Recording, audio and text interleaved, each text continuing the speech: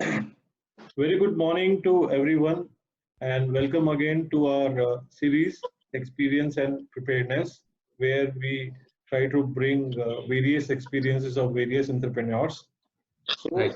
in continuation, today we have Mr. Vinay Tripathi, the promoter and director of Accuracy Shipping.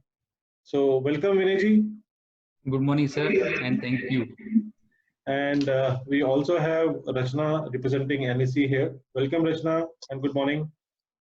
Yeah, thank you, Deepak, for having me on this series, and welcome, Vinay ji. आपका स्वागत है इस knowledge series में. Thank you, ma'am, and आपका भी, ma'am. विनय जी, जो भी circumstances में हम सब जा रहे हैं, स्पेशली आप गुजरात में हैं और हम महाराष्ट्र में हैं, और दोनों स्टेट्स टॉप नंबर चल रही हैं. महाराष्ट्र सबसे आगे, गुजरात पीछे पीछे, राइट? बिल्कुल.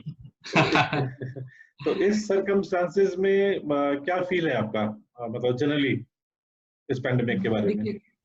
देखिए सर, ऑफ कोर्स पेंडेमिक तो वर्ल्ड वाइड नोन है और वर्ल्ड वाइड लोगों को पजल करके रखा है. सो मैक्सिमम जो है बिजनेस तो हाउसेस से ही हो रहे हैं. ठीक है, हमारा सिटी बेसिकली ग्रीन जोन है, कच्छ जो है ग्रीन जोन में, इसलिए गवर्नमेंट ने 33%, और हम लोग बेसिकली लॉजिस्टिक कंपनी है, तो already essential and non essential transportation और कस्टम क्लियरेंस करने के लिए गवर्नमेंट ने छूट दिया है, इसीलिए ऑफिसेस चालू हैं. But challenges, of course challenges बहुत हैं, बिकॉज ड्राइवर चैलेंजेस हैं, वो लोग माइग्रेट हो रहे हैं, लेबर माइग्रेट हो रही है, तो चैलेंजेस तो बहुत सारी हैं. वन बाय वन आपका जैसा क्वेश्चन रहेगा, मैं आपको सारा चीज का एक्सप्लेनेशन देता जाता हूँ सर. विनय जी, चैलेंजेस की बात करें तो यस, डेफिनेटली हम सारे लोग कुछ ना कुछ चैलेंजेस से गुजर रहे हैं, एंड स्पेशली जब ये छोटे बिजनेस से रिलेट होता है तो चैलेंजेस थोड़े बड़े हो जाते हैं. आपने बोला मैन पावर का चैलेंज, जो कि अक्रॉस बिजनेसेस एक फील आ रहा है. मैन पावर के अलावा बिजनेस में आपकी डिमांड साइड पे जो बिजनेस एक नॉर्मल आपका चल रहा था, मुझे समझ में आता है कि आप फ्रेट फॉरवर्डिंग क्लियरेंस के अलावा एफसीएल और छोटा मोटा small portion on LCL also भी करते हैं. तो आपके बिजनेस में अभी मूवमेंट कैसा है? मतलब अभी भी आपका बिजनेस चल रहा है या उसमें थोड़ा सा रुकावट है? नहीं सर, उसमें रुकावट है. करीबन 40 से 50% जो मार्केट है वो स्लैक हो चुका है ऑलरेडी. ओके. 40 से 50% मार्केट सिलेक्ट हो गया है. जैसे कि राजस्थान स्टेट है, मार्बल एंड ग्रेनाइट जो कंस्ट्रक्शंस, बिकॉज हम लोग क्लियरिंग, फॉरवर्डिंग और ट्रांसपोर्ट, और बेसिकली जो एक्यूरेसी शिपिंग है वो door to door end to end logistics services में इन्वॉल्व है. तो जो कंस्ट्रक्शंस हमारा जो बिजनेस है वो मैक्सिमम कंस्ट्रक्शन इंडस्ट्री से रिलेटेड ज्यादा है. टाइल्स है, मार्बल है, ग्रेनाइट है, फिर रेस्ट और भी आइटम्स हैं, लेकिन उनको देखते हुए वही 30-40% जैसे फैब्रिक, यान, पेपर हैं, वो इंडस्ट्री चालू है. बट सारे जगहों पे यही चैलेंजेस फेस हो रहा है कि कुछ फैक्ट्री नहीं चालू है, तो जैसे ट्रक्स हम लोग भेज रहे हैं, राजस्थान भेज रहे हैं, एमपी भेज रहे हैं, दिल्ली भेज रहे हैं, तो वहां से रिटर्न कार्गोज नहीं है. रिटर्न कार्गोज नहीं है तो उनको वहां पे एक वीक का होल्डिंग हो जा रहा है. ये सारे चैलेंजेस हैं जो अनएक्सेप्टेड हैं और अनबिटेबल भी हैं, तो उनको देखते हुए और जैसे हो रहा है मैनेज करके, लेट एंड हरी, मतलब जैसे मैनेज हो रहा है उस तरह से उसको रन कर रहे हैं सर. एंड विरेन जी, एक बहुत बड़ा चैलेंज एसएमईज जो फेस कर रही हैं वो है कैश फ्लोस, बिकॉज एक रनिंग बिजनेस में आपका कैश फ्लोस चलते रहते हैं, और एक थोड़ा सा स्लाइटली चलने में और स्टैग्नेंट बिजनेस में थोड़ी कैश फ्लोस की प्रॉब्लम आती है, बिकॉज कुछ बिजनेस के एक्सपेंस तो फिक्स्ड हैं, चाहे वो एम्प्लॉय कॉस्ट हो. तो how you are facing this cash flow issue, और आपकी कंपनी किस तरीके से प्रिपेयर है इसके लिए? सर देखिए, cash flow, of course cash flow problem है, क्योंकि क्लाइंट्स के पास भी खुद के फंड नहीं आ रहे और इंटर्न वो लोग हम लोगों को भी पास ऑन नहीं कर रहे हैं इतना फास्ट फ्लो जैसे कि रनिंग मूवमेंट में रहता है. बट साइमल्टेनियसली क्या हो रहा है, सब जैसे नंबर ऑफ क्लाइंट काफी है हमारे पर्टिकुलर कंपनी में, 1700 प्लस क्लाइंट्स हैं, तो थोड़ा थोड़ा जो रिकवरी टीम है वो मांग करके और रिकवरी करके उसको मूवमेंट कर रहे हैं. प्लस एक एज एक्यूरेसी हम लोग पहले से ही एक मेरा माइंड सेट और बीइंग एज ओनर एक माइंड सेट आता था कि 2 to 3 मंथ का हम लोग बफर रख के चलते थे. जैसे एग्जांपल XYZ कॉस्ट है, एडमिन कॉस्ट, तो हम लोग सोचते थे 3 मंथ से 5 मंथ का कॉस्ट जो है वो अपने पास बफर होना चाहिए कि अगर 5 महीने अगर काम ना भी हो कंपनी के पास में, 6 महीने काम ना हो और नियर बाय ईयर अगर मेंटेन करना पड़े कम से कम कट डाउन प्रोसेस करके, तो हम ईयर तक उसको मैनेज कर सकें। ऐसा एक मेरा since beginning when I was become a promoter, तभी से एक रिजर्व फंड रखने की कैलकुलेशन रहती थी और वो अभी भी है, and which I already kept it. तो टिल नाउ जैसे मार्च तक गया, अप्रैल गया, हमने हमारी टीम को ऑन टाइम हर एक चीज दिया है और अभी तक जो टीम है उसका हमने कोई कट डाउन नहीं किया, क्योंकि स्टिल हम 50-60% रेशियो का वॉल्यूम जो है वो रन कर रहे हैं कैपेसिटी से। तो टीम अभी कट डाउन नहीं किया या ना अभी टीम में कोई पैनिकनेस होने की जरूरत है, क्योंकि होपिंग इन टर्न जो है फ्यूचर जो देख रहे हैं, लॉजिस्टिक का मार्केट जो खुलेगा तो वो काफी बूम मार्केट आएगा। उस टाइम पे लॉजिस्टिक को मैन पावर के बिना काम कर पाना बहुत टफ है। वही कंपनी सरवाइव कर पाएगी जो अपने मैन पावर को इनटेक करके और बिजनेस वॉल्यूम को इनटेक करके संभाल के चल पाएगा। तो रिजर्व कैश फ्लो जो है वो हमने रखा हुआ था और अभी भी उसमें कोई डिस्टर्बेंस नहीं है।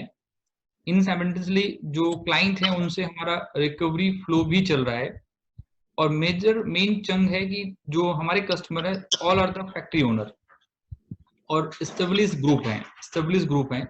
मैक्सिमम जो एक्यूरेसी चूज एंड पिक करता है क्लाइंट्स को, वो मोरलेस फर्स्ट जनरेशन फैक्ट्री ओनर होता है और जनरली मैं प्रेफर करता हूँ सेकंड जनरेशन फैक्ट्री ओनर। उसमें कैश फ्लो होने के चांसेस थोड़े कम रहते हैं। ये मेरी कुछ कंपनी की ऑलरेडी गाइडलाइन है जो मेरे ऑल 14 ब्रांचेस के सेल्स को हमने दिया हुआ है कि आपको ये गाइडलाइन को फॉलो ही करना है कस्टमर्स को लैंडिंग से पहले। तो वो पूरा एक प्रोसेस है। तो एक्यूरेसी इतना भी कैश फ्लो क्रंच फील नहीं कर रहा है हमारे ट्रेड में। जी सर। विनय जी। जी विनय जी, ये जो कोविड-19 की वजह से अपने को प्रॉब्लम आया है, बट इसके साथ साथ जहां तक मैंने इस सिचुएशन को समझा है, एक डिजिटल बूम की बात हो रही है post the lift on the lock, जहां पे सब लोग का डिजिटल प्रेजेंस बढ़ जाएगा, सब लोग डिजिटल मार्केटिंग में आ जाएंगे। तो वहां पे डिजिटल बूम अगर आता है और डिजिटल प्रेजेंस बढ़ने की बात होती है, तो एक्यूरेसी शिपिंग का इसमें कितनी बड़ी अपॉर्चुनिटी निकलेगी और आपकी क्या तैयारी है इसको टैप करने के लिए? Yes ma'am, I don't know ma'am, might be 5 to 6 month back ये ऑलरेडी ये आइडिया मेरे माइंड में आ गया था। तो हमने ऑलरेडी ऑनलाइन पोर्टल डेवलप कर दिया है, माई एक्यूरेसी पोर्टल। माई एक्यूरेसी पोर्टल ऑलरेडी डेवलप कर दिया है और उसके लिए हमने हमारे सारे कस्टमर को लॉगिंग आईडी पासवर्ड दे रहे हैं और वो लोग वहीं से अपने घर से भी बैठ के अपना ऑर्डर प्लेस कर सकते हैं। मतलब 6 महीना हो गया ऑलमोस्ट और 99% डेवलप होकर के और रनिंग में आ चुका है, जिसपे अभी मैं थोड़ी पहले ही काम कर ही रहा था।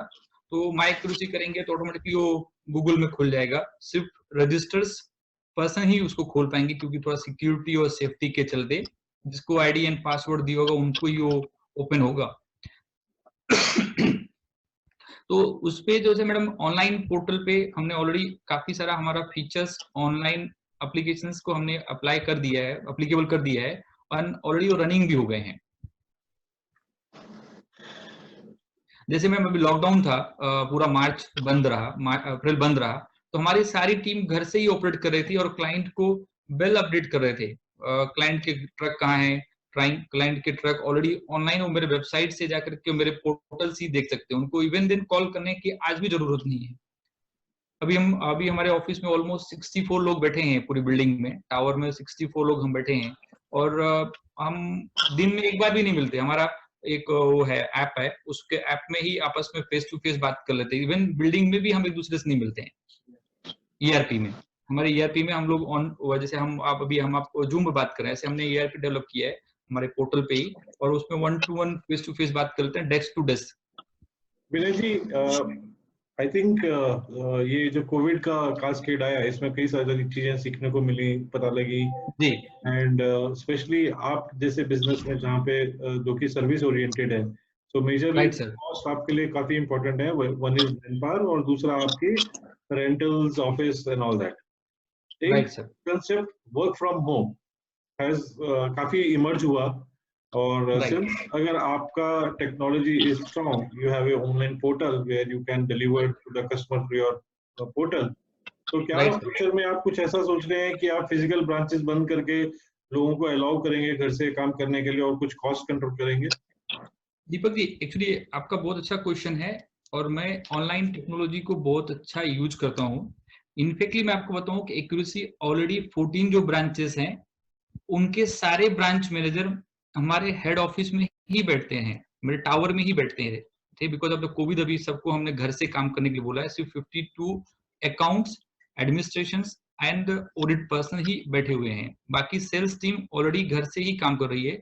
इवन चेन्नई का ब्रांच मैनेजर मेरे हेड ऑफिस बैठता है. सिर्फ हमारा चेन्नई में ऑफिस है, ओन ऑफिस है, वहां पे ऑपरेशन स्टाफ ही है. All marketing, sales, documentation, everything head office से ही मैनेज होता है.